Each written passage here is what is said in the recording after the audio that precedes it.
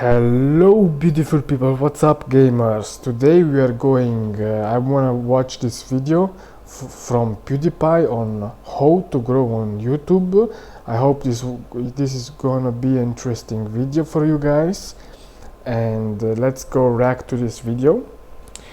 And tell me in the comments down below, give a like, share, subscribe. And I hope I can reach one day 200 subscribers. Help me with this. I hope the YouTube algorithms don't leave me alone, and let's go react to this video. How to grow on YouTube. The other video I did on how to get started on YouTube was fairly well received, and a lot of people seem to appreciate it.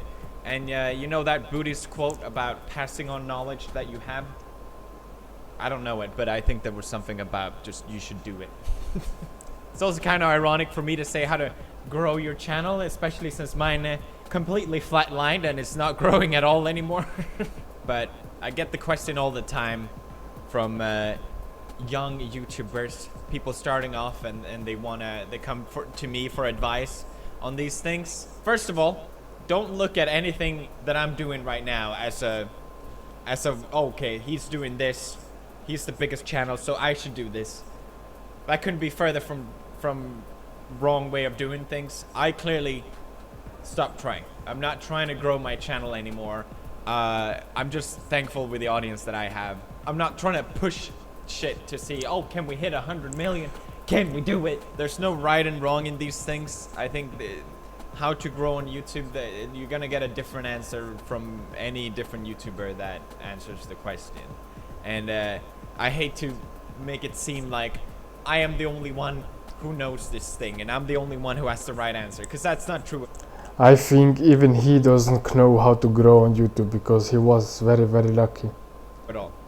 I can only speak from my experience pretty much, and that's what I'm gonna do. Going back 7 years ago when I started making videos, like I said before, I was making Call of Duty videos. I felt frustrated as hell, and I that's why I sympathize with YouTubers that come to me for advice on how to grow their channel, because I've been there. I know how it feels like to make videos and your channel is not growing at all, and you're just wondering like, why? I'm making good content, why is no one watching it? And just that feeling that you have more to give but it's not going anywhere, it's extremely frustrating. But the first thing I noticed was I know it's obvious, this is obvious, but just mentioning to people to subscribe at the end of the video. I think I mentioned this before, but I know it was the first thing that I noticed that really helped bring in a lot more subscribers, if that's what you care about.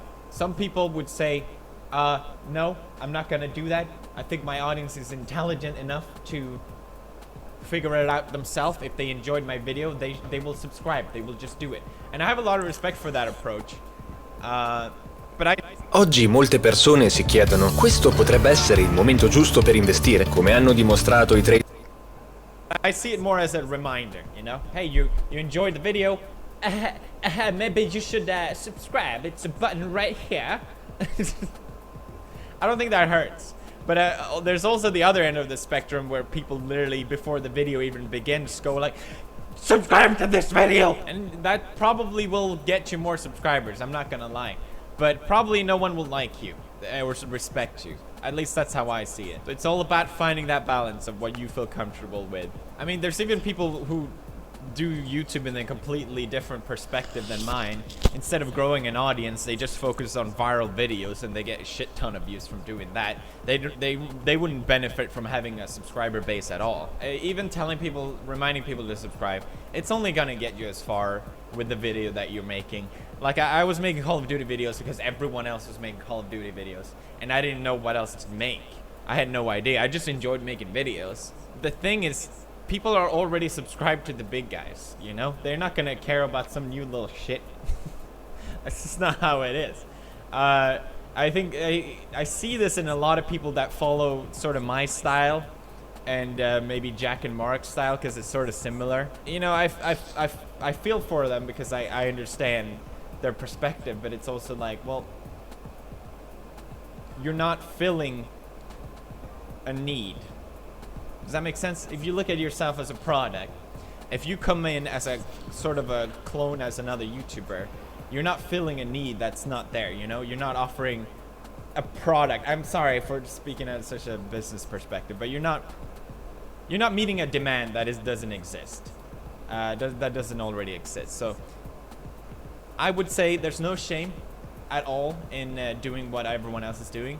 But I think if you care about growing an audience and making it bigger on YouTube, you're gonna have to eventually carve out your own style, your own thing. What makes you different? What makes you unique? And that's what I personally find interesting in other YouTubers is something different, you know, something you haven't seen before. And if you find that, it's hard, you know. Finding that it's almost impossible, and you're lucky if you do. I'm not gonna lie, it's not that easy. I think if you really, you know, want to grow your channel, you need something to set you apart. I switched up my content because of a random thing. I was like, well, I'm too scared to play this game, so I might as well film it. But I could tell, you know, immediately people responded well to it.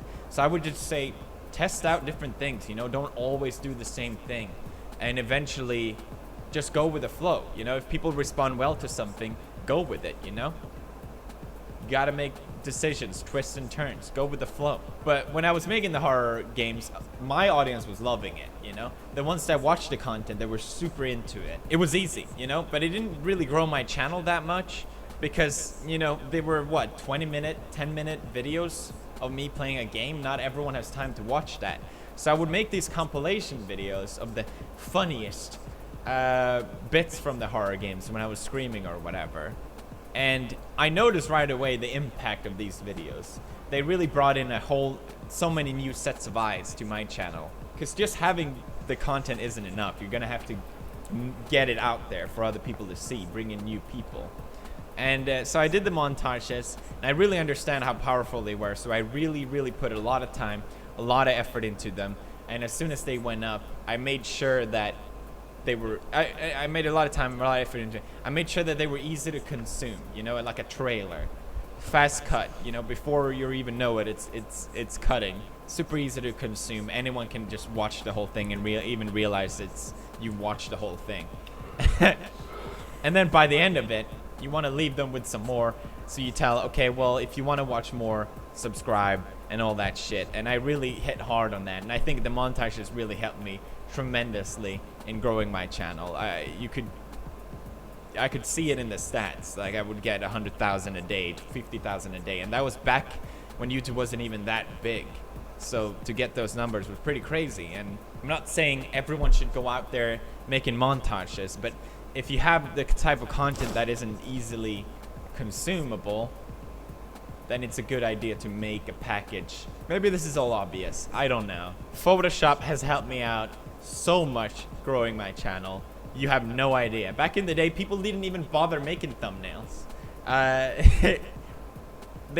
We had the option to do the thumbnails, but most people I think the thumbnails, it's one of the most important things, I think. just didn't do them. They were like, ah, fuck it. I would put so much time into the thumbnails because I realized the impact that they had on your video. It's sort of like I see a lot of people making this mistake, and I know it sucks. You know, why the thumbnail? What the fuck does that have to do with the video? You know, it's stupid. It is. I'm not gonna lie. I sort of see it as, you know, entering a store. You feel a lot better entering a store with a neat design, you know, front and nice interior design. It doesn't necessarily have anything to do with the product that they sell, but as a consumer, you feel better entering that, right? And I think it's the same thing with YouTube. And I see so many of you guys sending me videos saying, hey, can you check out my channel? I would really appreciate it. And I see the same mistake all the time. It looks terrible. Your channel looks terrible. And I know and personally, I'm completely turned off at that point. You know, it just looks so bad that I don't even want to click on it. And I know that's terrible to say. I'm just trying to help you, okay? And the thing is as well, you don't even have to be good at Photoshop. Are you terrible at making stuff in Photoshop? Just do it in Paint, ironically. Make that your thing, you know? Make it into a joke, turn it around. But seeing these half-assed, shitty font videos, I'm just like, I don't want to watch it. I'm sorry, I don't. This looks terrible. So make your content presentable, because that's what's going to make people click on it. Maybe learn Photoshop, maybe do some... maybe ask a friend that can help you out. Maybe, commission a guy to help you out, I don't know. But I really think it is an important step, unfortunately. It's something that you're gonna have to take care of, buddy. Number 2 is naming your videos, which is something that really helped out a lot. I remember when the Last of Us series came out, I wasn't the biggest channel yet, but it was really close. And I wasn't sure if I would ever become the biggest channel on YouTube. And I remember I was thinking, well, I'm only gonna get one. I never expected to be number 1, but I'm only gonna get one chance in my life. You know, it's gonna happen now or it's never gonna happen. So I went for it. But I was really lucky because The Last of Us came out. If you search it, I'm there. But it did get me 18 million views, which is a lot. It's a lot.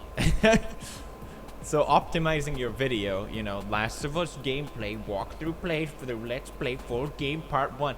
It's annoying as it is, it works. Now, it's so overly saturated, you know, a new game comes out, everyone is doing that. Everyone is doing Wait. that. Full game part 1. Which is a lot. It's a lot. So optimizing your video, you know, Last of Us gameplay, walkthrough playthrough, let's play full game part 1. It's annoying as it is, it works. Now, it's so overly saturated, you know, a new game comes out, everyone is doing that. Everyone is doing that. So I don't know how much that's gonna help you, but it did help me a lot when really popular games like that come out. You know, having people find your video through searches definitely gonna bring in more eyes. Now the second advice on naming your video I learned from my grandma, who's a gallerist, because I would make all these Photoshop things of girls, typically, you know, my old art, and I would just call them like sad girl or happy person or some shit like that. Very descriptive, you know. And I remember she told me that's a bad idea. You want to name your art so that people ask you they ask a question about it. It doesn't answer what it is. It makes you ask a question. And I sort of took that advice into YouTube. Don't clickbait. But you sort of want whoever is watching the video to ask a question, right? Okay, what is this video about? And they also want them to answer that question by clicking on the video. Oh, okay, what does this title say? I want to find out by clicking on it. And finally, change up your content. It's something that I benefited so much from. Every YouTuber has a lifeline. Mine is so overdue. You know, just think of all the #1 channels already that no one watches anymore. You're only gonna get as far doing the same thing. And personally, I switched up my content because I got bored doing the same shit over and over. But it also helped me out a lot because it kept my audience entertained. You might be lucky. You might strike gold on YouTube. You know, Minecraft might get really popular and that might become your whole shtick. But unless people come for you and come for your personality, they're not gonna stay. That's why I really recommend trying out different things, no matter if you're small or a big channel. And I think it's better to do this earlier than later because it's easy to get comfortable on YouTube. It's easy to just be like, oh, this is working. Why should I do anything else, you know? I hope this advice helped you out on your endeavors on YouTube. Good luck. I'm rooting for you, buddy. And just remember to have fun with it, because if you have fun, you can't lose. Thanks for leaving a like and subscribing to my channel. I upload videos every single day. And that's it. Squad fam out.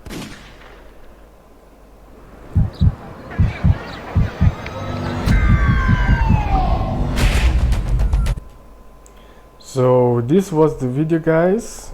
I hope you enjoyed. So have fun, make nice thumbnails, and yeah, that's pretty much it. So I'm gonna take his advice for my channel, and yeah, see you in the next time.